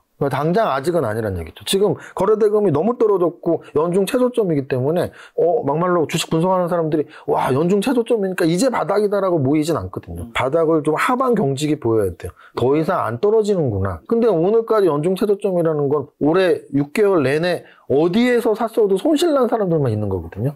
우리 주가가 떨어질 때 어찌 보면 이게 전쟁터의 시차라는 표현을 쓰는데 이게 계속 쌓여 있는 거예요. 그럼 이거를 지금 뚫고 올라가기에는 당장은 아니라는 거죠. 그래서 뭐 반등을 언제 줄 거야? 모릅니다. 모르는데 주긴 줄 것 같아요. 너무 많이 떨어졌으니까. 근데 그 시점은 올라가는 종목 고점 예상하는 것보다 더 힘들 수도 있죠. 바닥을 잡는 거라는 건. 우리 모든 꿈이, 모두의 꿈은 바닥에 잡아서 고점에 파는 거거든요. 근데 그게 왜 우리가 꿈이라 그럴까요? 이루지 못하기 때문입니다. 그래서 사실은 추세 매매자들은 바닥에 사는 게 불가능하다고 알고 하반 경직을 확보하고 조금 고개를 들 때 그때 사죠. 그럼 고개를 들었냐 하면 안 들었죠. 아직도 발바닥 있죠. 이게 그 우리 격언 중에 어깨에 사서 무릎에 거꾸로 자르지 말아주세요. 어깨에 사서 무릎에 팔면 큰일 나죠. 높은 데서 사서 낮은 데서 파니까 매일 손절하라는 얘기를 잘못 말했고요. 무릎에 사서 어깨에 팔으란 말이 있습니다. 그렇죠. 그러면 이건 정말 100점짜리 격언이에요. 누가 만들어놨는지 너무 잘 만들었어. 왜? 발바닥에 사서 머리에 팔아라는 말은 없거든요. 그거에 빗대서 절대 우린 발바닥에 못 사. 무릎에 사. 우린 절대 머리에 못 팔아. 어깨에 팔아라는 걸 강조한 건데, 여기서 근데 사실은 더 중요한 거는 어디가 무릎이고 어디가 어깨냐의 문제잖아요. 둘 다 확인이 된 상태. 발바닥이 확인된 상태에서의 무릎, 머리가 확인된 상태에서의 어깨인 거예요. 즉, 바닥 짚고 올라갈 때의 무릎, 고점 짚고 내려갈 때의 어깨거든요. 그럼 바닥을 찍었는지 어떻게 아냐? 우리 모른다 그랬잖아요. 계속 떨어질 땐 모르죠. 그런데 그 떨어지던 게 쌍바닥을 찍고 더 이상 전저점을 안 깨네? 그게 한 1, 2개월, 3개월 지났네? 이제 바닥을 안 깨는구나. 그럼 바닥을 안 깨면 올라갈 일만 남았는데? 이런 게 이제 차티스트들의 자세거든요. 근데 아직은 2차 전지들이 그런 모습 없이 계속 바닥 없이 흘러내리고 있으니까 아직은 바닥이 좀 아니라고 말씀을 드리는 겁니다. 자, 그럼 조선주도 한번 여쭤보고 싶었는데, 오랜 침체기를 벗어난 조선주가 올드로 꾸준히 오름세를 보이고 있는데, 실적 개선세가 뚜렷한 데다 국내 조선사들이 LNG 운반사, 암모니아 선박 등 부가가치가 높은 선박을 중심으로 3, 4년째 일감을 확보한 상황이라고 합니다. 원달러 환율도 지금 300도 후반대라서 수출이 유리한 고환율 환경까지 유지되고 있어서라는데, 하반기 슈퍼사이클을 맞이할 것이란 전망이 있는데, 조선주는 어떻게 보시나요? 일단 제가 이제 조선주 같은 경우에는 좀 안 좋은 평가를 내린 적이 더 많았어요, 사실은. 솔직히 말씀드리면. 그런데 최근 들어서는 차트적인 입장에서는 굉장히 잘 움직이고 있는 업종 중에 하나예요. 아까 말씀드렸던 큰 틀에서는 반도체, 자동차, 금융주인데 그 아랫단에서 그거보다 좀 더 시총이 낮은 단계에서 조선주도 되게 나쁘지 않네라고 말씀을 드릴 수가 있는데요. 이게 이제 시총 상위 중에 조선주 시총 상위 중에 HD 현대중공업이 이게 이제 완전 정배열이거든요. 현재 주가 5일선, 21선, 61선, 121선, 201선. 그래서 완전 정배열이 이제 막 이루고 있고, 또 좀 더 아래로 내려가면 HD 한국조선해양, HD 한국조선해양도 보시면 완전 정배열을 이루고 있어요, 차트가. 그래서 차트스트적 입장에서는 조선주의 차트는 바닥 짚고 올라가는 반등 차트인 거는 뭐 80% 이상 맞습니다. 그리고 이런 실적 측면에서도 뭐 요즘 실적이 좋아졌잖아. 왜냐면 실적이 좋아지니까 차트도 좋아지는 거거든요. 그래서 그 두 가지는 맞아 떨어지는데 이게 좀 재료 가치적 측면에서는 이게 뭐 아까 말씀하신 조선주의 실적이 좋아지는 건 사실 재료는 아니란 말이죠. 근데 재료 가치적 측면에서는 지금 사실 가장 중요하게 우리가 생각해야 될 게 기술 혁신의 시기란 말이죠. 그래서 기술 혁신의 시기에서 조선주가 얼마나 더 성장성이 있는 산업이 될 것이며, 그 성장 산업에서 우리가 조선주의 역할, 조선 산업의 역할 우리나라가 얼마나 할지 문제인데, 그 성장 산업으로서의 조선 산업을 생각하기에는 실적은 좋아질지 몰라도 성장성은 좀 제약이 있지 않을까라는 생각을 할 수밖에 없고요. 그런 거는 좀 긴 차트를 보시면 알 것 같아요. 이게 긴 차트거든요. 그래서 HD 한국조선해양 같은 경우에 거의 2011년 고점에서 10년 이상 반토막 이상 반의 반토막 난 상태에서 움직이지 못하고 있단 말이죠. 그러면 아까 말씀드렸던 저 스포츠 스타들에 대한 이야기랑 똑같은 거죠. 그래서 되게 전성기를 지내고 거의 은퇴까지 한 선수가 다시 선수로 뛸 수 있을까? 다시 최고 선수가 될 수 있을까? 그러니까 결국은 최고는 안 되겠죠. 하지만 어느 지점까지는 올라가겠죠. 근데 그 지점 이상에서 예를 들어 뭐 지금 5만 원인데 20만 원까지 갈 수도 있겠다. 야, 근데 25만 원 갈까? 30만 원 진짜 힘들 것 같은데 뭐 이런 생각이 갈수록 오겠죠. 야, 이거 이 정도면 다 오른 거 아니야? 근데 오히려 반대로 아까 말씀하신 SK 하이닉스, 한미반도체, 엔비디아, TSMC 같은 종목들은 바닥 대비는 분명히 많이 올랐지만 그 성장성은 아직 우리가 가늠할 수 없다는 거죠. 조선주의 성장성은 어떻게 보면 시장의 성장성이 아니고 조선산업이 그동안 좀 이익이 안 나다가 이제 좀 이익이 나는 순간들 아냐라는 얘기거든요. 한번 보실까요? 그러니까 제가 조선산업을 뭐 비하하는 건 아니지만 왜 이익이 안 났다는 평가를 하냐면 이런 거예요. 몇 년 동안 이익이 안 났죠. 그러다 이제 작년에 이익이 좀 났고 올해 1분기에도 났고 하니까 이제 진짜 좋아지겠다라고 생각하는데 연속성이라는 걸 이제 우리는 생각하는 거죠. 그러니까 이게 턴어라운드는 맞습니다. 그죠? 왜냐하면 턴어라운드라는 게 적자가 나다가 흑자로 돌아가는 거잖아요. 그래서 턴어라운드는 맞습니다. 그러니까 바닥 대비 올라간 거죠. 근데 이제 그 산업의 성장성이라는 게 오죽 했으면 적자가 났겠어. 그럼 또 언제 또 다시 적자가 날 수도 있는 거 아니야? 라는 생각을 할 수밖에 없는 거죠. 계속 우상향하는, 예를 들어 AI 반도체처럼 몇 년 동안 우상향하는 애들은 언제가 고점일지 몰라도 그 산업은 계속 성장하는 거라는 거에 대한 믿음은 있는데 이렇게 실적 났다가 적자 났다가 흑자 났다가 턴어라운드 기업들은 지금은 실적이 좋아. 또 다시 나빠질 수도 있지 않아라는 두려움은 분명히 있는 거죠. 그래서 상승에는 분명히 한계는 있을 것이다. 지금은 좋은 위치는 맞습니다. 자, 지금 이미지 뜨고 있을 텐데 6월 넷째 주에 하나증권, 삼성증권, 유한타증권, 신한투자증권에서 추천 종목을 언급한 게 현대로템, 사조대림, CNC 인터내셔널, LIG 넥슨, 대주전자재료, 삼성 SDI, W게임즈, 유한양행, 하나에어로스페이스, 원익QNC인데 이거 추천한 이유는 지금 이미지 같이 뜨고 있는데 8개 종목 뭐 대부분 세무사님이 아실 테니까요. 혹시 뭐 증권사에 추천한다고 다 좋은 건 아니니까요. 세무사님도 이 중에서 좋게 보시는 거 있을까요? 일단은 10종목? 8종목. 8종목이 한 증권사에서 한 거야? 아니면 뭐 중복 추천인가요? 중복 섞여 있습니다. 하나증권에서 현대로템, 사조대림, CNC 인터내셔널, 삼성증권에서 LIG 넥슨, 대주전자료, 유한타증권에서 삼성 SDI, W게임즈, 유한양행, 그다음에 하나에어로스페이스, 신한투자증권에서 뭐 원익QNC, 8에서 한 9개, 10개. 제가 왜 질문을 했냐면 이게 이제 우리가 집단 지성의 힘이라는 말이 있잖아요. 그래서 사실은 주식 기법 중에 정말 여러 가지가 있어요. 여러분들은 그냥 뭐 누가 사라는 거 사면 되지 뭐 이렇게 하면 사실은 안 되고요. 여러 가지 기법, 내가 어떻게 해서든지 남들보다 더 좋은 종목을 선정해야지라는 게 있는데 집단 지성의 힘으로 우리가 선정할 수도 있습니다. 모든 증권사의 추천 종목들을 체크해 보는 거예요. 그러면 공통적인 종목을 찾는 것보다 공통적인 업종이 나와요. 그렇죠. 지금 말씀하신 거에 저는 한 번에 들리는데. 뭐야? 방산주가 있잖아요. 방산주, 하나에어로스페이스, 세 종목이나 있습니다. 말씀하신 거죠. 현대, 로템, LIG 넥슨. 그럼 굉장히 높은 확률이죠. 8개를 말했는데 세 종목이 한 업종이에요. 그것도 굉장히 큰 업종이 아니거든요. 방산주는. 근데 8종목을 말했는데 세 종목이 방산주라는 건 일단은 그 추천하신 분들이 엇갈려서 어떤 분은 현대로템을, 어떤 분은 LIG 넥슨을, 어떤 분은 하나에어로스페이스를 했는데 방산주를 좋게 보시는 거죠. 그럼 저도 역시 공감합니다. 방산주.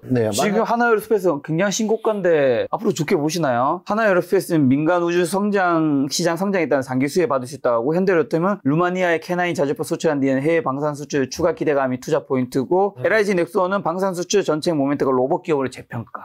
아까도 제가 오늘 계속 여러 가지를 공부 같이 했던 것들을 한마디로 하면은 탑다운 분석이라고 보시면 돼요. 무슨 뜻이냐면 현대차랑 기아랑 주가 움직임이 똑같잖아. LG 에너지 솔루션이랑 포스코 홀딩스랑 주가 움직임 똑같잖아. 이게 이제 탑다운이거든요. 그러면은 지금 말씀하신 그 개별 종목들, 현대로템, LIG 넥슨, 하나에어로스페이스의 개별 재료들은 다르겠죠. 근데 공통적인 건 뭐예요? 나라 이름만 다르지, 또는 무기 이름만 다르지, 어느 나라에 어떤 무기가 팔릴 거라는 재료가 있어는 똑같은 거거든요. 그러면 이거 이제 탑다운 분석상 방산주가 되게 유리한 위치인가 보다. 왜 유리한 위치냐면 뭐 여러분들이 다 아시지만 전쟁의 시기고, 전쟁이 아직 끝나지 않았고, 그리고 또 끝난다고 한들 사실 지금 우리나라에서 무기를 파는 곳이 러시아, 우크라이나 또는 이스라엘 여기가 아니거든요. 그 주변국이에요. 그렇죠. 폴란드, 뭐 루마니아 그 주변국이에요. 주변국은 전쟁이 끝난다고 안 살까요? 아니죠. 본 거잖아요. 옆에서 전쟁이 무섭구나. 그럼 우리도 무기를 계속 사야 되는구나. 그래서 일단 이 방산주의 상승, 주가 상승 이유가 있는 상승이고요. 또 하나는 아까 제가 조선주에 대해서 이게 실적은 좋아도 이 실적의 성장성이 얼마나, 뭐 세계 사람들이 얼마나 더 배를 더 타야 돼? 정해진 배를 누가 만드느냐, 누가 좀 실적을 더 내냐의 싸움이라면 주가 상승 한계가 있거든요. 그래서 마찬가지로 방산주도 정해진 무기 파는 거잖아 라고 볼 수 있어요. 근데 거기서 두 가지만 더 추가적인 걸 말씀드린다면, 아까 말씀드렸지만 정해진 무기에서 전쟁의 시기니까 국방비를 증가시키니까, 국방비를 증가하고 있으니까 각 나라들이 더 많은 무기가 팔릴 수 있겠구나가 첫 번째고요. 또 하나는 이제 이 성장성의 개념은 사실은 보이지 않는 게 있어야 돼요. 보이지 않는 게 뭐냐면 우주항공 개념이 있죠. 우리나라에 우주항공청이 지금 도입이 됐단 말이에요. 우주항공청이 뭐 공무원 더 많이 취업시키려고 만든 건 아닐 거 아니에요. 그럼 과거에도 우주항공이 필요했으면 있었어야 되는데 없었는데 생겼잖아요. 그럼 우주항공청이 왜 생겼을까요? 우주가 또는 항공이 계속 성장성이 있고 굉장히 많은 필요한 부분이 있기 때문이죠. 그러면 그 관련주들은 성장 산업에 포함된 게 맞잖아요. 그래서 지금 사실 세 개 말한 종목 중에 현대로템이 우주항공에는 조금 멀어져 있어요. 방산주는 맞지만. 그래서 사실 우주항공 대형주는 두 개가 있습니다. 하나에어로스페이스랑 LIG 넥슨인데요. 자, 방산주를 한번 보면서 또 주식 기본을 한번 볼게요. 하나에어로스페이스를 보면 얘도 역사적 신고가를 뚫고 있어요. 그리고 완전 정배열이고요. 완전 정배열이고 뚫고 있어요. 또는 LIG 넥슨도 완전 정배열이고 심지어 6월의 마지막 날 역사적 신고가를 강한 양봉으로 뚫었습니다. 그러면 제가 방금 말씀드렸던 그런 내용들을 이 8종목을 듣자마자 8종목 중에 방산주기 3개네? 근데 그 방산주기 차트를 비교해보면서 야 우주항공에서 현대로템은 탈락이네? 둘 중에 하나에서 나 LIG 넥슨이 더 좋은데? 그런 분들은 만약에 며칠 전에 그걸 검토했다면 한 10% 수익이 날 수도 있는 거죠. 또는 현대로템은 그러면 안 찍어봐도 뻔해. 왜냐? 우주항공 쪽은 좀 아니라 그랬잖아요. 방산은 맞지만 그러면 차트는 걔네보다는 약한 수준인 건 아시겠죠? 그렇죠. 이평선이 좀 꼬여있죠. 네. 그리고 역사적 신고가도 아니고. 그래서 방산주가 움직이는 건 맞는데 그 중에서 우주항공하고 좀 더 가까운 애들이 더 잘 가는구나 이렇게 볼 수 있고요. 또 하나는 요즘에 이제 그룹주들이 잘 움직이는 경향이 있어요. 그룹주로 말씀을 드린다면 하나그룹주는 하나시스템, 하나에어로스페이스 이런 애들이 같이 시너지를 낼 수가 있고, 그리고 또 LS그룹을 사실 말을 안 할 수가 없는데 LS그룹은 찍어보면 LS 일렉트릭, LS 마린솔루션, LS 머티리얼즈, LS 전선 이런 종목들이 있어요. 이런 종목들은 최근에 다 핫했던 종목들이거든요. 왜냐하면 오늘 하루 종일 말했던 AI, 결국은 데이터센터의 전력 공급에 관련된 전력기기 관련주들의 핵심 종목들이거든요. 그래서 HD, 현대일렉트릭과 LS 일렉트릭 이 두 종목이 거의 원투펀치로 움직였단 말이에요. 그런데 아까 말씀드렸지만 그 두 종목만 맨날 오르고 다른 종목은 못 가면 주가의 시가총액 비교가 어긋난단 말이에요. 얘가 한 2배 정도는 더 가도 돼. 근데 2배가 아니고 20배 가면 얘가 떨어지든지 못 오른 애가 오르든지. 그래서 우리는 사실은 상승 업종 종목을 계속 잘 찾아봐야 돼요. 그래서 아까 말씀드렸던 반도체 또는 자동차 또는 방산주 또는 전력기기에서 아직 못 오른 애들이 뭐지? 그럼 이렇게 질문할 수도 있어요. 지금 제가 말씀드린 잘 나가는 업종에서 못 오르는 종목이 있고 또는 못 오른 업종에서 못 오른 종목이 있잖아요. 둘 중에 어느 게 사는 게 유리하냐면 잘 나가는 업종에서 못 오른 종목을 사는 게 훨씬 유리합니다. 그게 순환 매적 관점에서 아까 말씀드렸던 업종 내 순환이 먼저 되기 때문인데요. 한번 보실까요? 요거를 아시면 이제 여러분들이 고개를 끄덕일 수도 있는데 HD 현대일렉이 사실은 한 작년 여름 때부터 신고가를 뚫었어요. 요때 작년 한 4월 5월 신고가를 뚫을 때가 한 5만 원이었는데 지금 30만 원까지 올라왔는데 아까 제가 말씀드렸던 61선 매매를 한다 해도 얘는 한 번도 팔 기회가 없죠. 아까 계속 그랬잖아요. 언제 파냐 맨날 오르는 거. 그거 제가 그랬잖아요. 21선 터치는 언제든지 있을 수 있는데 61선 터치할 때 그나마 3분의 1씩 불안할 때마다 팔면 된다. 그럼 얘는 지금 61선 터치를 요때 올해 연초에 한 번 했는데 그 연초에 한 번 한 8만 원 정도에 한 번 팔고 나머지는 팔 기회도 없죠. 그럼 이 종목은 30만 원까지 계속 갖고 있을 수 있잖아요. 그래서 올라가는 종목을 익절은 언제나 오르니까 나 5% 벌었을 때 팔려가 아니고 100% 200%의 이익의 기회가 있단 말이죠. 그런데 어쨌든 지금 그 말씀 드리려는 게 아니라 얘가 이렇게 우상향을 했잖아요. 그런데 굉장히 비슷한 업종인데 LS 일렉트릭이라는 종목이 있는데 이 종목을 보시면 요때 요 기준으로 딱 보시면 요때쯤에 요 한 3월 요때쯤으로 보시면 이제 아까 제가 말씀드렸던 HD 현대일렉 은 잘 가는데 LS 일렉은 왜 못 가지? 라는 의심이 계속 생길 때쯤 이렇게 머리를 들어 올리면 업종 내 순환매가 얘한테 오나? 라는 생각이 들 수 있어야 돼요. 왜냐면 여기 3월이잖아요. 자, 월봉으로 바꾸면 3월 수익률이 상승률이 50%, 그 다음에는 80%, 그 다음이 20%, 50, 80, 20이 올랐잖아요. 근데 이 동기간에 그렇게 잘 오르던 HD 현대일렉은 얼마나 올랐냐면 40%, 30%, 20%. 그러니까 무슨 말씀 드리는 거냐면 그 전에는 HD 현대일렉만 주도주로 얘는 1, 2월 달에도 계속 갔잖아요. 3월까지. 근데 LS 일렉은 못 갔단 말이에요. 그럼 우리가 아까 제가 말씀드렸던 잘 나가는 업종을 짝짓기 매매를 하기 위해서 그룹핑을 하고 리스트업을 해서 얘랑 비교하면 얘가 시가총액이 한 2배까지 인정하는데 얘는 너무 못 오르는 근데 얘가 더 올라 상대방이. 그러면 야 얘가 오르든지 제가 떨어지든지. 근데 이 산업 자체가 떨어질 생각을 안 해. 그러면 못 올랐던 애가 오버슈팅이 나오면서 따라갈 확률이 있는데 그런 모습이 3, 4, 5월 달에 HD 현대일렉은 잘 가는데 왜 LS 일렉은 못 가지? 이런 모습들이 나온 거죠. 그래서 이런 거는 제가 이 두 종목을 추천하는 게 절대 아니라 여러분들한테 주식 매매 기법으로 어떤 주도주가 나왔을 때 주도주랑 굉장히 유사한 그럼 또 여기서 이렇게 반문할 수 있죠. 야 그러니까 아까 김 작가님 질문한 게 맞네. 삼성전자 하이닉스. 내가 그런 생각 할까봐 말하고 있는 거 아니야. 나는 다 알고 있다고 무슨 생각을. 삼성전자 지금. 그렇죠. 근데 중요한 건 반도체 산업이라는 업종은 똑같지만 반도체 산업이 다 오른 게 아니잖아요. TSMC가 또는 엔비디아가 1등, TSMC가 2등, SK하이닉스가 3등을 오른 이유가 우리는 엔비디아에 납품을 하느냐가 가장 중요해요. 협업을 하느냐가. 근데 삼성전자 아직 그걸 하지 못하고 있다는 얘기고 HD 현대일렉이랑 LS 일렉은 거의 쌍둥이에요. 그렇기 때문에 같은 미국 데이터 데이터 산업 관련주니까 당연히 비슷하게 움직여야 되는 건데. 자, 그러면 엔비디아에 납품하게 되면 어떻게 됩니까, 삼성전자? 아까 말씀드렸잖아요. 납품하게 되면 삼성전자 주가는 좋아질 수 있어요. 좋아질 수 있는데 여기서 이제 관건은 뭐냐면 관건은 두 가지 요건이 충족돼야 돼요. 엔비디아가 지금 2차 전지 계속 올라가고 있어야 되고. 그렇지. 두 번째는 엔비디아가 만약에 꺾였거나 SK하이닉스도 꺾이고 그럼 이미 늦었어. TSMC 꺾이면 엔비디아에 납품하는 게 좋은 게 아니야. 왜? 요즘 뭘 생각하면 되냐면 테슬라에 누가 납품한다고 기사 나와봐. 그게 오르나? 절대 안 올라요. 그 테슬라가 막 고점 찍고 2차 전지 날아갈 때는 합리적인 의견입니다. 테슬라의 태자만 나도 올라갔거든요. 근데 엔비디아가 지금 올라가니까 SK하이닉스가 올라가고 한미반도체 올라가는 건데 아주 합리적입니다. 뭐 자, 두 번째는 두 가지 얘기해 준다면서. 두 번째는 진짜 팩트가 나와야죠. 공시가. 왜냐하면 지금 이미 기대감은 우리가 충분히 안다니까요. 김 작가님이 공개 속상해서 이렇게 질문한다는 얘기는 뭐 어디서 주워들은 게 아니라 이미 기사화된 거잖아요. 그럼 기사화된 거 정도로도 이렇게 못 오른다는 얘기는 정확히 계약 공시가 나와야지만 이 진짜 하나보다가 되지 기대감으로 오르는 시기는 아니라는 걸 아까 강조드린 거죠. 알겠습니다. 오늘 오랜만에 나오셔서 오늘 특히 굉장히 좋은 얘기 평소와 다르게 많이 해주신 것 같은데. 아니 하나 우리 또 주고받기는 열심히 했으니까 뭐 좀 해줘야지. 알겠습니다. 기다려서 그거 이제 남아있어요. 올해 하반기 이제 그 예금이랑 채권, 주식, 금, 달러, 뭐 코인 하반기에는 좀 어떤 자산 모아가면 좋을까요? 그거는 이제 제가 늘 말하는 그 제 지론이 있습니다. 저는 이제 이 재테크 쪽엔 사실은 자격증 또는 필드 경험은 뭐 굉장히 많은 사람이에요. 왜냐하면은 일단 종합재테크 자격증이 CFP라는 게 있는데 저는 CFP도 자격증을 땄고 뭐 펀드 매니저 자격증도 있고 세무사 자격증도 있고 하다 보니까 부자들도 많이 만나고 그들이 어떻게 재테크를 하는지도 많이 보게 되고 근데 이제 질문하신 거에 대한 해답은 사실은 자산 배분 전략이거든요.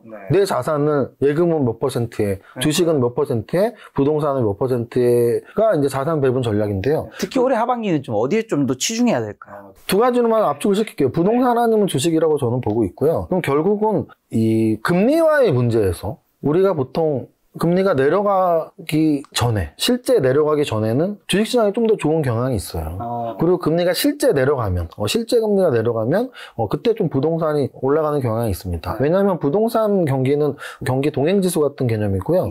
그리고 주식은 경기 선행지수의 개념이기 때문에, 뭐 금리나 경기보다 주식은 항상 먼저 움직이고, 또 부동산은 경기와 같이 움직이고, 이런 경향이 있습니다. 그래서 아직은 금리 인하가 확정이 안 됐기 때문에 주식이 좀 더 유리하다고 볼 수 있고요. 다만 이제 실제 금리가 이제 점차 낮아지는 속도가 이제 생긴다면 그때는 뭐 실질 금리가 낮아지고 대출 금리가 낮아지고 시장에 돈이 좀 풀리고 내가 빚내서 건물 사는 게, 집 사는 게 훨씬 유리하네? 근데 아직은 빚내면 고금리이기 때문에 이자 부담이 너무 큰데? 주식하는 사람들은 그런 생각 안 하잖아요. 왜냐면 주식하는 사람들은 사실 빚낸다는 거 뭐 신용대출 정도가 아니라면 빚 없이 자기 돈으로 주식을 한단 말이죠. 근데 부동산을 사는 사람들은 부자건, 부자가 아닌 사람이건 분명히 대출을 끼고 삽니다. 그럼 그 대출 자체가, 대출 금리에 아주 직격탄으로 영향을 받기 때문에 대출 금리가 진짜 낮아지는 시점이 부동산이 그래도 움직이는 시점이니까 아직은 주식이 좀 먼저 움직일 확률이 있다라고 말씀을 드리고 싶네요. 자, 또 세무사님 요즘에 새로운 본인 채널에서 새로운 프로그램 하신다고. 네, 맞습니다. 제가 오늘 그래도 우리 김 작가님하고 되게 오랜만에 만나면 또 약간 이렇게 케미가 더 높지 않은데 본지가 지난주에 봤었죠. 일주일 전에. 맞아요. 그래서 지난주에 사실은 제 채널에 김 작가님을 초대를 했었거든요. 그래서 뭐 제가 새로운 코너를 하나 만들었는데 뭔가요? 이제 작가 청문회예요. 그래서 이제 우리 사실은 이제 취지는 뭐냐면 우리 전 국민이 좀 책을 많이 읽어서 뭐 사실 책이 좋은 이유는 뭐 말할 것도 없고 근데 이제 우리가 실제로 안 읽잖아요. 근데 적어도 한 달에 한 권이라도 읽으면 좋겠다. 그래서 이제 작가님들을 초대해서 좀 재미있게 대화도 털어버리는 대화도 풀고 그리고 책 소개도 하는 그런 코너를 이제 작가 청문회라는 걸 만들어서 제가 이제 중심에서 이렇게 리드를 하지만 실질적으로는 이제 또 우리 KBS 개그 콘서트 정식 공채 출신인 김영기 개그맨님이 이제 좀 나와서 재미있게 또 이렇게 양념을 쳐주시고 또 이제 작가님들도 분위기가 재밌으니까 같이 좀 재미있는 분위기로 하면 재미있게 영상도 보고 책 소개도 되지 않을까 싶어서 코너를 만들었는데 많은 사랑. 우리 김 작가님이 이제 출연을 첫 번째. 하셨으니까 1호로 제가 했죠. 왜냐하면 작가 청문회면 그래도 우리나라에서 작가 하면 김 작가 아닙니까? 감사합니다. 작가 하면 김 작가, 세무사 하면 이세무사. 그잖아요. 세무사 중에 사실 제가 제 유튜브 뭐 구독자나 좀 새가 그렇죠. 있고 또 작가 중에서는 뭐 박 작가나 이 작가 없잖아요. 김 작가만 있잖아요. 그렇죠. 그래서 제가 감사합니다. 1호로 김 작가님을 초대해서 영상을 찍었으니까 저희 채널에 한번 오셔서 김 작가님이 탈탈 털리는 모습을 한번 확인해 보시기 바랍니다. 무엇보다 김 작가가 어떤 사람을 좋아하는지 이성 스타일을 알 수 있습니다. 김 작가님은 이상형을 제가 샅샅이 파헤쳤거든요. 네. 제 영상, 요 영상 댓글에 그 영상 링크로 댓글, 고정 댓글 해줄 테니까 한번 타고 넘어가시면 새로운 이정준 세무사님의 프로그램과 또 김 작가, 저에 대한 이야기를 좀 알 수 있으니까 재밌지 않을까 싶고요. 마지막으로 이제 3분기 이제 시작되는 거잖아요. 다음 주부터. 주식시장 포인트랑 눈여겨봐야 될 변수 찝어주시면서 개인 투자자분들 어떤 전략 시장에 대응해야 될까요? 네, 이제 저도 사실은 개인 투자자예요. 그러니까 제가 여러분들한테 패널이 뭐 하는 사람인지 알아야지 제일 좋다. 근데 이제 제가 제 입으로 이런 말씀 드리긴 뭐하지만 애널리스트 또는 뭐 경제학자 또는 펀드 매니저 분들이 저보다 훨씬 똑똑하시고 유능하시죠. 그런데 개인 계좌를 운영하는 건 아니잖아요. 그렇죠. 근데 이제 저는 평생 제 계좌를 운영한 거고요. 또 이 영상을 보시는 여러분들도 여러분들이 돈을 직접 운영하시는 거잖아요. 그래서 이제 이게 이제 그냥 말로만 하는 것과 또 이제 실전적으로 경험하는 건 다르잖아요. 그래서 저는 뭐 개인 투자자로서의 경험을 살려서 말씀드린다면 주식 투자가 절대 쉬운 과정은 아니라고 저는 생각을 해요. 왜냐면 저도 힘드니까요. 저는 주식을 지금 25년 이상을 했고 꽤 큰 수익을 낸 적도 많고 뭐 손실이 많이 나서 힘든 적도 있었지만 그걸 이겨내 왔으니까 굉장히 멘탈도 강할 거 아니에요. 그럼에도 올해 상반기는 좀 뒷맛이 좋지 않아요. 왜냐면 뭐 상승하는 것 같다가 또 한번 꼬꾸라지고. 상반기 플러스이신가요? 수익률? 뭐 그건 당연하죠. 그래서 저는 제 채널에서 사실 이렇게 매매 거래로 이렇게 보여주는 것도 있어요. 근데 한 3개월 동안 20%낸 것도 보여주고 뭐 이렇게 하거든요. 그래서 뭐 1억 계좌로 2억 만들기도 하고. 잘 된 것만 보여주신 거 아니에요? 아니죠. 시작부터 하루도 안 빼고 이렇게 보여주는 1억으로 2억 만들기 해서 지금 한 1억 2,300 정도 됐으니까 뭐 한 3개월 동안 23% 정도 되는, 그건 이제 2억 될 때까지 매일 보여줄 거거든요. 그래서 제가 말씀드리고 싶은 건 그거에 빗대서 말씀드릴게요. 1억으로 2억이 되려면 하루아침에 자고 일어나는데 2억이 되지 않거든요. 1억이 2억 되려면 반드시 1억 1,000만 원을 찍어야 돼요.